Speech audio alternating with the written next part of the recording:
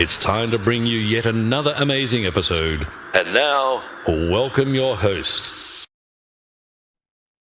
Good to have you on the show. Once again, this is Omobolo Stephen, the host of Live World Chipa, Omobolo Stephen, a personal development and self-improvement podcast featuring expert and professionals who are adepts in the topics of personal development and self-improvement. Now, our mission and focus is to shine more light on what is truly innate inside of us and how we can bring it to the fore, harnessing and maximizing it, and the importance of embracing personal development and self-improvement. Because when we come to embrace personal development and self-improvement in the course of our lives, we get to find ourselves on the path, and when finding ourselves, realize that there's so much that we can become in life, so much endless possibilities that lies within us that we can become and we can also achieve in life. This is the mission and the focus of Lawel Liba Amobola Stephen. We offer disruptive mindship conversations, yet constructive in nature, pivoting the change and transformation that you and I need in the side of eternity, finding fulfillment at the end of the day. Today, I have Dr. Chaz Austin, who is a leadership coach and also someone who trains workers how to build and market their personal brand. Welcome to the show, Dr. Chaz Austin. Good to see you. Thank you very much for having me. Thanks for joining me on the show, Doctor. Great to have you on the show. And I've been looking forward to this discussion. We will be talking about the gig economy, which is such a great and interesting topic, especially in this 21st century and an era of technology and internet that we are in presently. So looking forward to a great time indeed. So the first question my audience will like you to answer for them is, what is it about the gig economy that you think they need to learn about? Well, I think the first step on the bullet to answer the question is to understand what the gig economy is. So let me start with that, if I may. The old corporate model of working for a company for many years is kind of dying. The gig economy, and the term comes from the jazz world of the 30s and 40s. That's what's replacing the traditional, I work for a company, I have a full-time job, I'm there for many years, and I retire. Gigs are short-term projects. Yes, they can last a day, a week, a month, 6 years, whatever. But you're never an employee of a company. They are a client of yours. So you take your skill set and you offer it to people, and they say, yes, I can use you for this project for 2 weeks, for 3 weeks, for whatever. So people have to understand that transition and the fact that that's what we need to prepare people to be a part of. So that's the first step, is understanding that what the gig economy is. It's very confronting for people because they've done all the right things their whole life. They went to school, they got a degree, they have a good resume, they know how to interview, they're loyal to their employers, and that loyalty is not returned. So suddenly it's like, I'm an entrepreneur, I have my own brand, I have to market myself. Oh my, not what I was prepared to do. I shouldn't have to. There's a lot of that kind of conversation. Well, this is what you have to do. We learned how to use smartphones. You can learn how to market yourself. So the steps are that first you understand that you're in the gig economy. Then you have to define the brand, which is what I work with people to do. And people don't even realize they are a brand. What's your brand? How do you articulate it? And then how do you communicate and sell that to the people in your industry so that instead of looking for a job, and they're going away because companies don't want to pay insurance, they don't want to pay health insurance, they don't want to pay benefits. So they'll hire you for, if they do hire you, it might be part-time. It won't be 40 hours a week, which would qualify you for benefits. It'll be a little less than that. So you have to understand what shifted. So again, what's the brand? How do you define it? And who do you sell it to in your field? So you're always looking for projects. You're always looking for work rather than a job. Great. Thanks for sharing that with my audience. Now, do you really think that the gig economy, do you think is growing enough? And how is it changing the nature of work?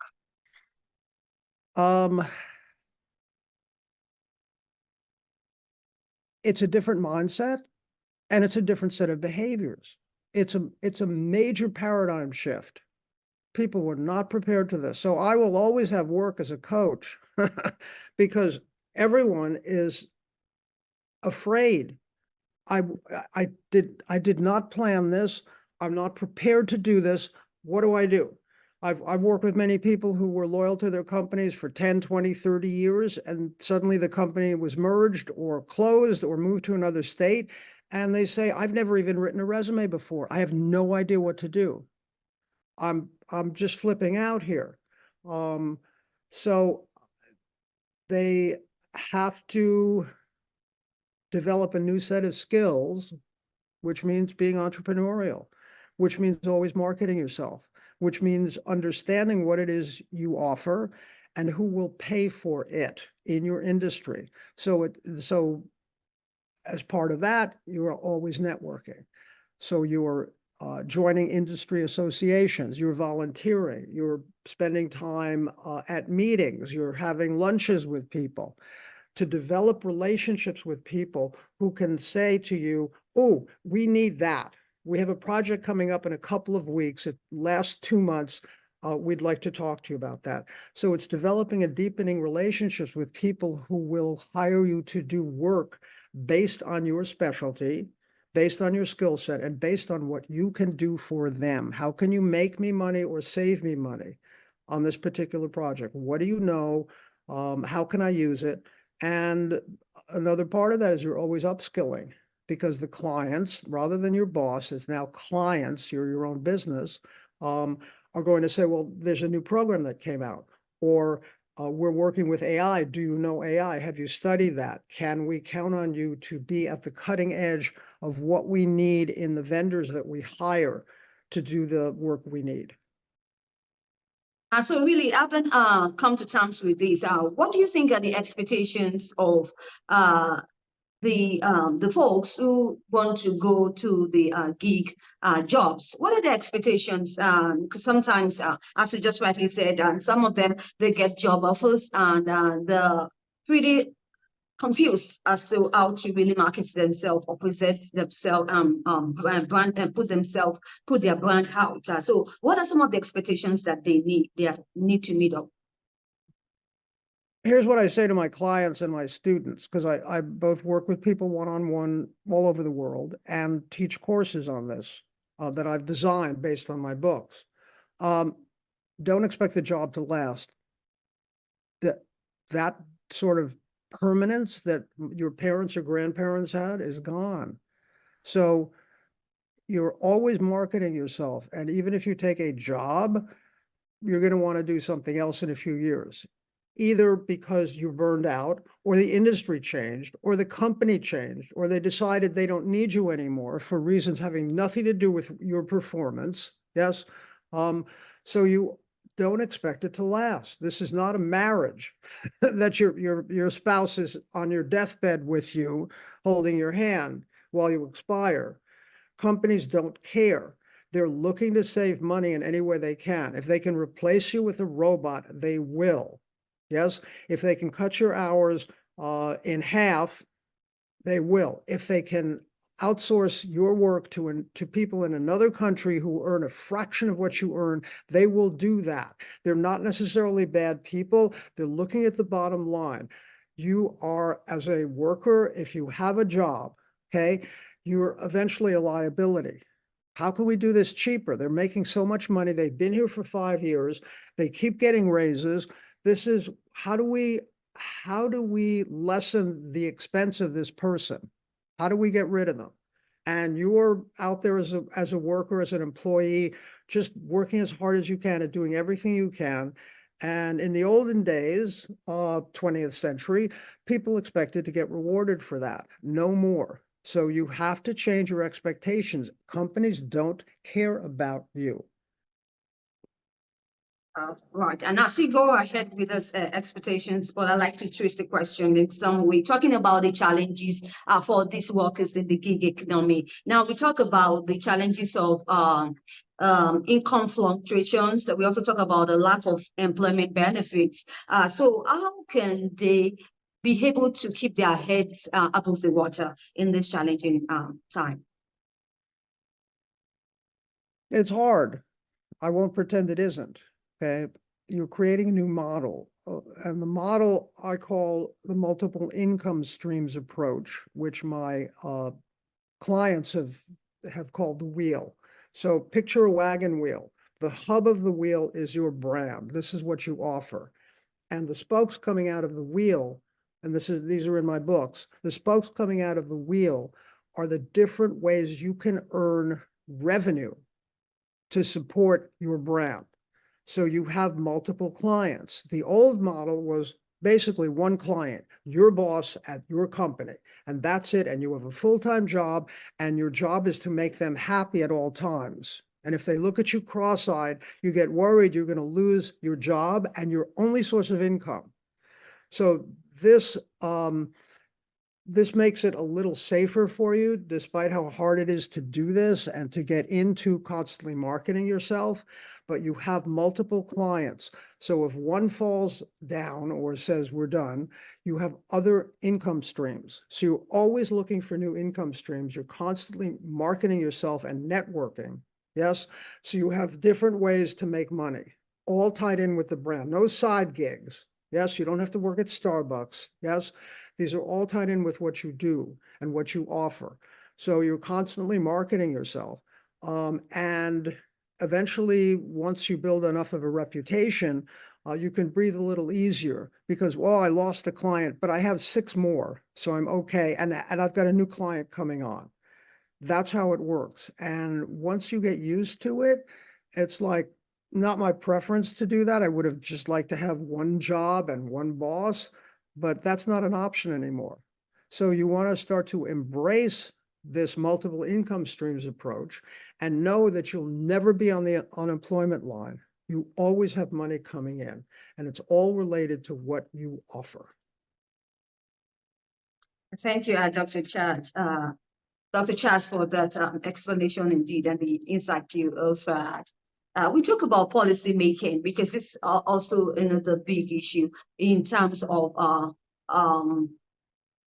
the new challenges for policymakers when it comes to the gig economy. Do you think this economy is a new challenge for policymakers indeed, especially in this era? Oh, yes. It's like technology and social media. The market got ahead of the government's policies to rein it in. So government and policymakers have to play catch up. There's one of the downsides of being in the gig economy is where's the health insurance going to come from? My old company took care of me. I had health insurance. They paid for it. It was great, or they matched it. And now I'm on my own. So there's not a setup yet, yes, for health insurance for large groups of people in an industry that are not attached to one particular company. So there are groups working on this. It's just like with social media. The government's going, oh my God, it's completely out of control. We didn't see this coming. We could not have planned for it. So it's the job of the workers to unionize collectively and go to the government and say, we need some policies. That's what Obamacare was designed for. Yes, as imperfect as it is, but it is improving over time, and it is giving people a safety net. Yes. So the changes happened before the policies were in place because, oh my goodness, I didn't see this coming. Good. We're going to let you know this is what's happening, and this is what we need to take care of people who are workers now, who are not attached to one company, who are entrepreneurial and essentially have their own businesses. Doctor, despite the gig economy, it's really evolving, as we all know. But we still have folks who are out there who still want to keep their white-collar jobs. They still want to, because as you said earlier, they've got a resume, Andy, and they want to experience what it is like to be in a white collar job. So how do they find a job and keep it, especially in this era? Talking about the gig economy and also how we can find a good job, a white collar job, and keeping it.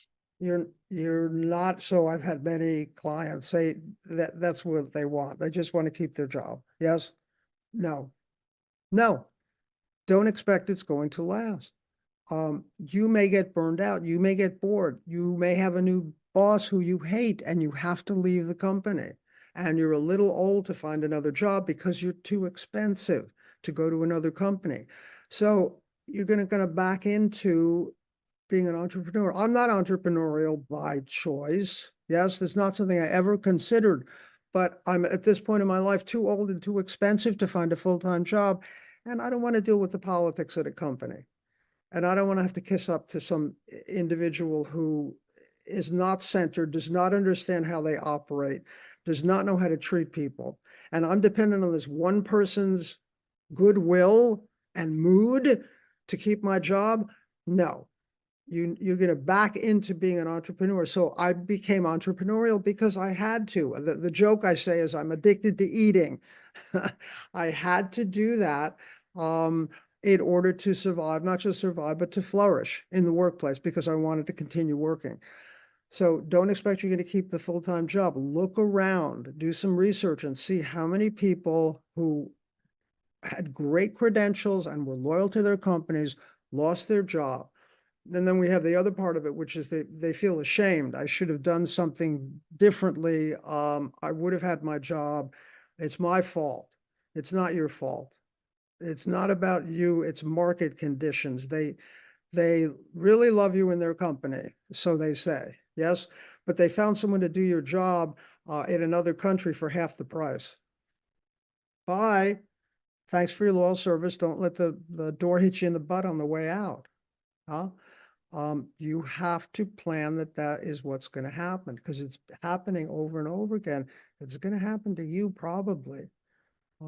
And the other part of it is you may just get bored doing this kind of work. I've been doing this for years. I want to try something else. I want to try something new. I'm done with this company. There's been too many management shakeups and I can't sleep at night because I don't know what's going to happen next and I don't know how secure my job is.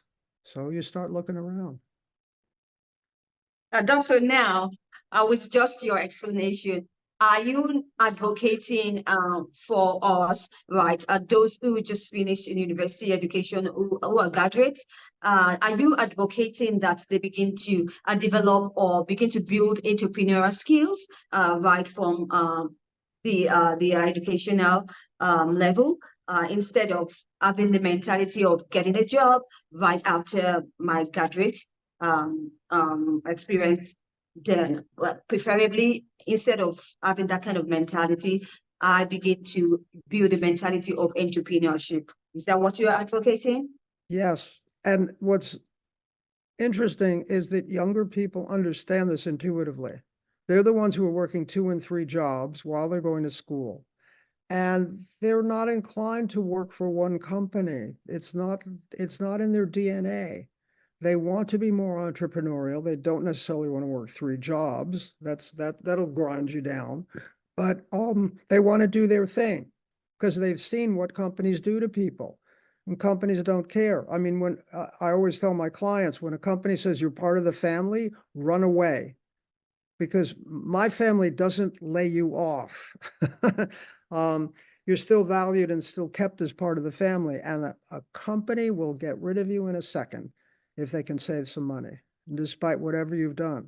So younger people understand this, much easier to work with them. I don't have to tell them that you need to be entrepreneurial. They already are. They're doing different things. They're making money in different ways. This is just part of how they operate in the workplace. It's the older people that are tough because they expect things to be the way they were back then for themselves, for their parents, for their grandparents, and that's gone. And they're very resistant to this new way of thinking and behaving because it's not the way it was supposed to be. Well, I'm sorry. You have to go with what's changing and what's happening in the future. And this is the future. We're there now. So the sooner one does this, they're in school, they're young, the easier it's going to be. This becomes who you are and how you operate in the workplace, and you start to get comfortable with it. This is what I do. This is how it's done. The way my parents did it with this full-time job, not interested. Oh, really? So, in all of this, how can we begin to have a discussion on these? What are the policies the government needs to start making, or those who are in this institution? What kind of policies do you think the government needs to begin to set? Especially talking about this gig economy, and also how to incorporate the entrepreneurial mindset to our growing economy at this stage. The answer is the same as it's always been for workers, which is to unionize, because that's where the power is. I mean, capitalism is skewed toward the employer. The employer has all the power. The only thing that's helped the worker is unionization, and employers, and somewhat aided by the government over the years, have suppressed the union movement, but that's coming back. So if you work in a particular industry as an entrepreneur, you want to start connecting with other people and starting to unionize. That has power. People will listen to you, whether it's the boss in a job or the government, and we need these new policies because these are voters, yes? So we can, our union, which has 50,000, 100,000, 500,000 members, it's a union of entrepreneurs who work in technology, let's say. Yes, they're all freelance people. They all work as part of the gig economy. So we have 500,000 votes. Oh, now as a politician, I'm paying attention. Yes, because I want your union to endorse me. Yes, this is why presidential candidates go after the UAW, United Auto Workers, because that's important, and that brings thousands and thousands and tens of thousands of voters into the booth saying, I'm voting for this person because my union endorsed it. That's how you do it. It's all about unionization, and unions are coming back because that's where you have power. You have no power as an individual if you're a worker, because they can just get rid of you in a second. And they're not going to pay attention to you if you're an entrepreneur who says, hey, we need health insurance. Well, you're one person. I don't have time for this. But if there are 500,000 of you saying we need health insurance, I'm now paying attention because I need this, the endorsement. I need the votes. I need the support. It's been a great time indeed, Dr. Chaz, sharing your insight, especially to my audience, talking about the gig economy. Do you have any exciting news, any important information you think it's going to be beneficial, super beneficial to the audience? You'd like to share them? New information. I have over 35,000 followers on LinkedIn. So I constantly post what's new in the working world on there. And I would suggest that's the way for people to find out what's new. That's an entry point. Is up to everyone that they research constantly about what's going on. Oh, it's a whole new world. I better learn about it. Just like AI, it's a whole new world. I better learn about it. Yes. So they can use my LinkedIn page as a starting point. But what that needs to expand to, I'm always researching what's happening in the working world and where my place is there and what I need to learn and who I need to know in order to be competitive and keep making a living. Even though I don't have a full-time job, I've got lots of work and lots of clients, and people know me, and I keep getting work. And I need to always be on top of that, which means I constantly need to research, not just online, but in person. So as you become part of an industry and you're being entrepreneurial, you're meeting with people, you're developing and deepening relationships with people who can guide you and mentor you. That's the best kind of research that you can do, is talking to people in your field to let you know this is how it works here and this is what you need to learn. And then your job is to let them mentor you and be coachable and do what they tell you. I need to learn this, I'm going to learn this. I need to learn that, I'm going to learn that, because that's what the clients are going to need. And my job is to be of service to them. Brilliant. Thanks once again for sharing that with my audience, and also that parting word. And I must say, I wanted to ask you for that, but you've already done that. Thank you so much, Dr. Chaz. Since you said they can connect with you on your LinkedIn page, I think that's good enough. They can find all the resources they need to help them buy, especially to the working population and those who are looking forward to marketing their personal brand. Thank you once again, Dr. Chaz Austin, your leadership coach, and you've been training workers how to build and market their personal brand. Indeed, really at the worthwhile time.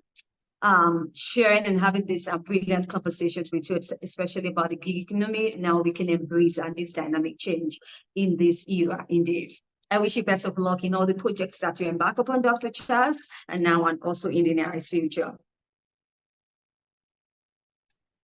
Thank you once again. So if you'd like to catch up with any missed episodes of Library by my brother Stephen, we focus on personal development and self-improvement topics. You can catch up on any cross-promotion platforms or any podcast distribution platforms you bump into. Just search for Library by my brother Stephen, and then you go. Do have an amazing time as you listen to professionals, thought leaders, and share their expertise on any topics or subjects that is related to personal development and self-improvement. Until I come your way, I need you always to stay safe. I talk to you soon this summer on Stephen. Bye for now. Very good. Thank you so much. Thank you so much, Doctor. Yep. Okay. Bye-bye. Bye. If you enjoyed today's episode, make sure you subscribe and leave us a review.